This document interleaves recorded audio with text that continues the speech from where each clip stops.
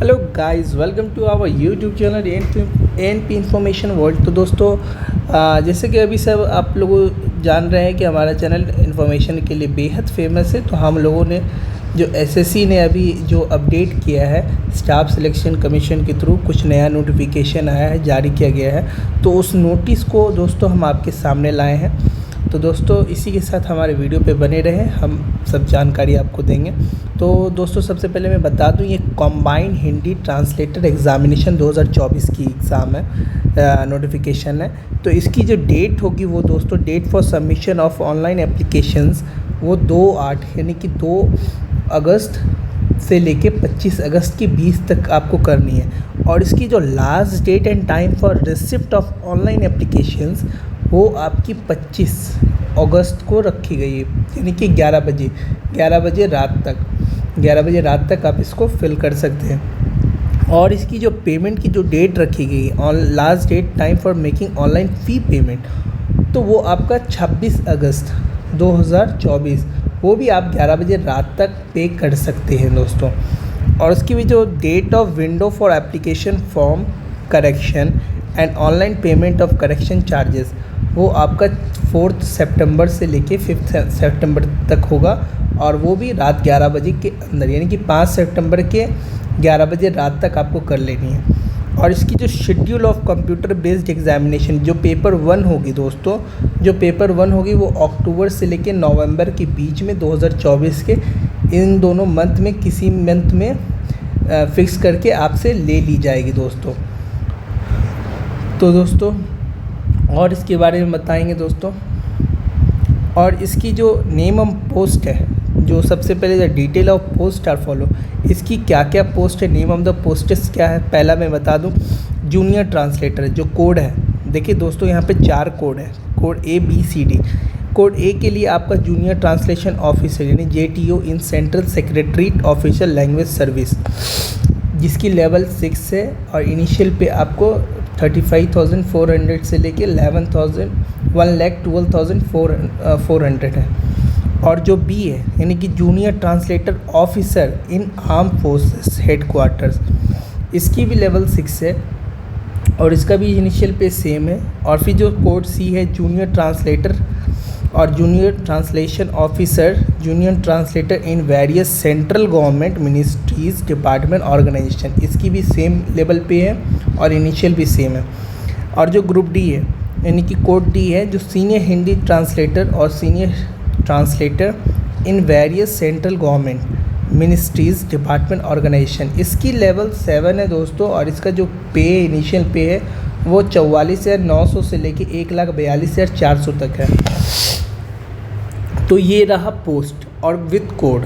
अब जो दोस्तों मैं बता रहा हूँ इसके बारे में जो reservation and suitability post for bench, जो रिजर्वेशन जो दिया गया है उसके बारे में बता दो। किन्हें रिजर्वेशन दिया गया, जो सीनियर हिंदी ट्रांसलेटर और सीनियर ट्रांसलेटर, इसमें जो फंक्शनल रिक्वायरमेंट है वो एस है, SST WBN RW SC SC।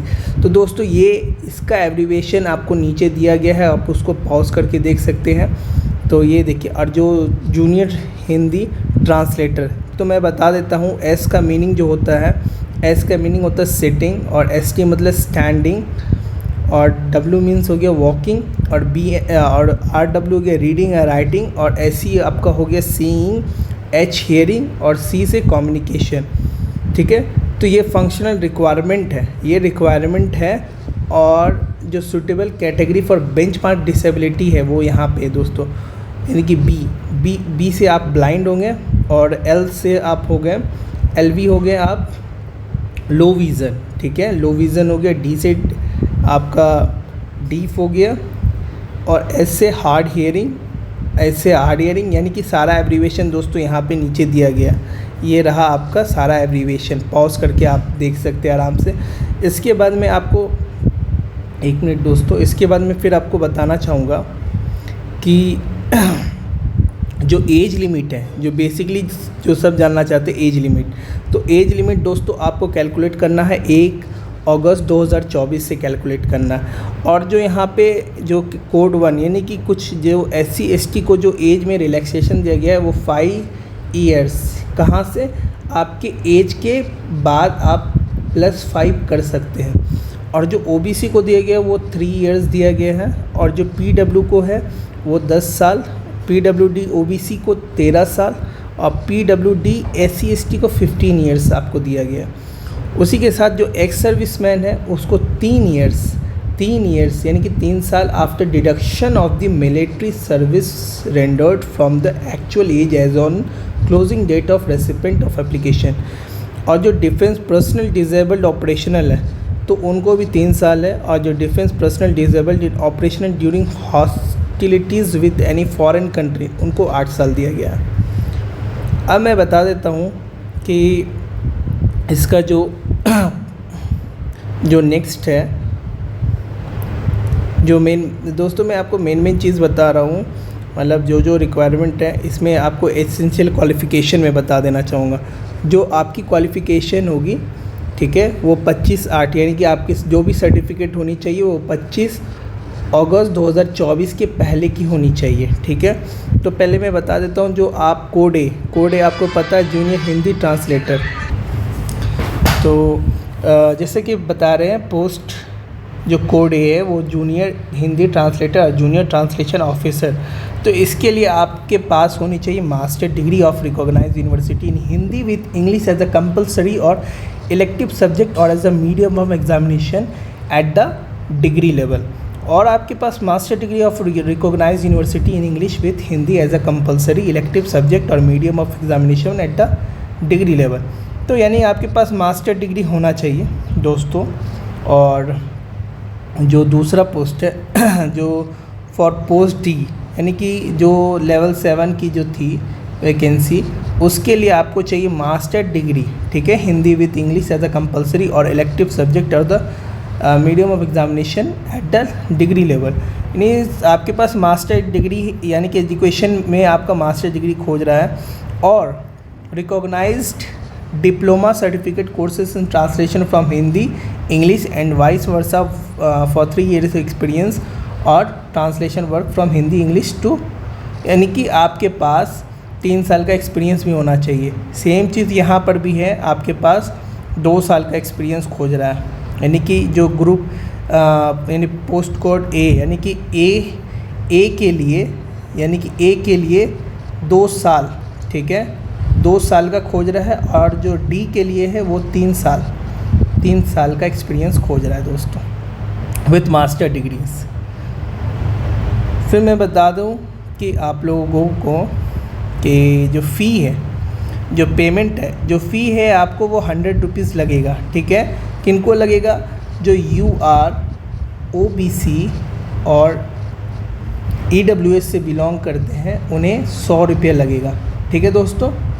और जो SC ST और PWD और जो फीमेल कैटेगरीज है, ठीक है, और ex serviceman eligible for reservation are exempted from payment of fee, यानी कि इन्हें 0 पैसा लगेगा, ठीक है। यानी कि फ़ीमेल, वुमेन, SC ST और PWD को 0 पैसा लगेगा। यही है दोस्तों। और उसके सेंटर की मैं अगर बात करूं तो सेंटर जो आपका जो जैसे मान के चलिए आप लोग CR सेंट्रल रीजन अगर चुनते हैं तो वो बिहार एंड उत्तर प्रदेश में पड़ता है आपका। तो उसमें जो सेंटर है वो भागलपुर, पूर्णिया, बरेली, लखनऊ, प्रयागराज। और जो आप अगर ईस्टर्न रीजन खोजते हैं, ठीक है, वो आपका अंडमान निकोबार आइलैंड और झारखंड, उड़ीसा, सिक्किम एंड बंगाल पड़ता है। तो इसमें सिर्फ आपके पास है कोलकाता है, पोर्ट ब्लेयर है, गैंगटॉक है और भुवनेश्वर है और रांची, बस। उसके बाद जब आप चुनते हैं KKR यानी कि कर्नाटका केरल रीजन, तो इसमें आपका लक्षद्वीप आ जाएगा, कर्नाटका आ जाएगा, केरल आ जाएगा, जिसमें आपके पास है बेंगलुरु, हुबली, कोझिकोड, तिरुवनंतपुरम, एर्नाकुलम और कैलिकट। उसके बाद जो आपका मध्य प्रदेश रीजन होगा, मध्य प्रदेश सब रीजन यानी MPR, उसमें आपका सिर्फ और सिर्फ छत्तीसगढ़ और मध्य प्रदेश के बीच में रायपुर, भोपाल, ग्वालियर और जबलपुर आएगा। देन 5th वन अगर नॉर्थ ईस्टर्न रीजन की बात करते हैं दोस्तों, तो उसमें आपका अरुणाचल प्रदेश, आसाम, मणिपुर, मेघालय, मिज़ोरम, नागालैंड, त्रिपुरा। इसमें आपका गुवाहाटी, शिलोंग और अगरतला ही आएगा। देन नॉर्दर्न रीजन की बात करें तो वो आपका दिल्ली, राजस्थान और उत्तराखंड आ जाएगा। इसमें आपका दिल्ली, अजमेर, बीकानेर, जयपुर, जोधपुर, देहरादून, हल्द्वानी, रुड़की आ जाएगा। देन लास्टली जो आपका है नॉर्थ वेस्टर्न सब रीजन, यानी कि इसमें आपका आ जाएगा चंडीगढ़, हरियाणा, हिमाचल प्रदेश, जम्मू एंड कश्मीर, लद्दाख, पंजाब। इसमें सबसे पहले आपका चंडीगढ़, मोहाली आ जाएगा, फिर हमीरपुर आ जाएगा, देन शिमला, जम्मू एंड जालंधर, पटियाला। तो दोस्तों ये आपका और है आपका 2 रीज़न, वो है सदर्न रीजन। इसमें आपका आंध्र प्रदेश, पुडुचेरी, तमिलनाडु एंड तेलंगाना स्टेट के लिए जो सेंटर है वो Chennai, Hyderabad, Kurnool, Tiruchirappalli, Visakhapatnam, Vijayawada, Tirunelveli. And then lastly जो आपका 9वां रीजन है वो वेस्टर्न रीजन हो जाएगा, जिसमें आपका Dadar and Nagar Haveli and Daman and Diu, Goa, Gujarat and Maharashtra. इसमें आपका आ जाएगा पणजी, अहमदाबाद, राजकोट, अमरावती, मुंबई, नागपुर, नासिक, पुणे। दोस्तों आपको जो सेंटर सेलेक्ट करना है वो अपने देख करके सेंटर सेलेक्ट करना है, आप जिस रीजन पे जहाँ आपको आसानी पड़े। और जो स्कीम ऑफ एग्ज़ामिनेशन की बात अगर मैं करूँगा तो वो 2 तरह से होगा, पेपर 1 और पेपर 2। पेपर 1 जो आपका होगा वो कंप्यूटर बेस्ड होगा एंड देन पेपर 2 जो होगा वो डिस्क्रिप्टिव होगा, यानी कि आपको राइटिंग के थ्रू ही देना है या फिर बोलचाल करके सब कुछ कंप्लीट, यानी कि CBT नहीं होगा। जो CBT वाले होगा उसमें जनरल हिंदी आपसे पूछा जाएगा और जनरल इंग्लिश, दोनों की मार्क्स 100 रहेगी और 2 घंटा दिया जाएगा, 2 hours and 40 minutes for the candidates eligible for use for scribe is a para, यानी 2 घंटा नॉर्मल और 2 घंटा 40 मिनट एक्स्ट्रा कैंडिडेट्स को जो कि पैरा 6 के अंतर्गत आते हैं। और जो दूसरा है आपका वो डिस्क्रिप्टिव, यानी ट्रांसलेशन और ऐसे आपको लिखना होगा और ट्रांसलेशन भी बताना होगा। उसके लिए 200 मार्क्स का है, 2 घंटे का होगा। सेम चीज़ 2 घंटा 40 मिनट पैरा 6 वाले को दिया जाएगा। तो ये रहा आपका पेपर वगैरह। और इसी के साथ दोस्तों हमने जितना भी जानकारी था, और दोस्तों एक और चीज़ कि आप अगर सेंटर पे जाते हैं तो हमेशा याद रखें कि फ़ोटो वाला आईडी ही लेकर जाएं, फ़ोटो आईडी कार्ड ही लेके जाएं। अगर आपके आधार में डेट ऑफ बर्थ अगर सही से नहीं है, डेट ऑफ बर्थ अगर सही से नहीं है तो प्लीज़ दोस्तों डेट ऑफ बर्थ वाला ही जिसमें दिया गया है, चाहे वो आपका पैन हो या आधार हो, उसको लेकर जाए। तो दोस्तों इसी के साथ हम अपना वीडियो समाप्त करते हैं। आई होप आपको ये वीडियो अच्छा लगा होगा। दोस्तों इसी के साथ हम इसका और भी सिलेबस लेकर आएंगे, तो हमारे इस चैनल पे बने रहे दोस्तों। शेयर करें, सब्सक्राइब करें, लाइक करें और दोस्तों तक पहुँचाएं।